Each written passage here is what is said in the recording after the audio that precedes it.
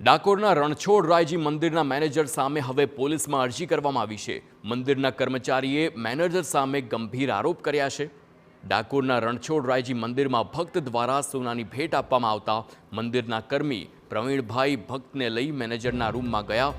જ્યાં મેનેજર દ્વારા ભેટનું બિલ માગી પ્રવીણભાઈને બેભત્સ શબ્દો બોલી ભેટ સ્વીકારવાનો ઇનકાર કર્યો હોવાના આક્ષેપ કરવામાં આવ્યા હતા। ત્યારે ડાકોર મંદિરના મેનેજર જગદીશ દવે વિરુદ્ધ પોલીસ ફરિયાદ કરાઈ છે।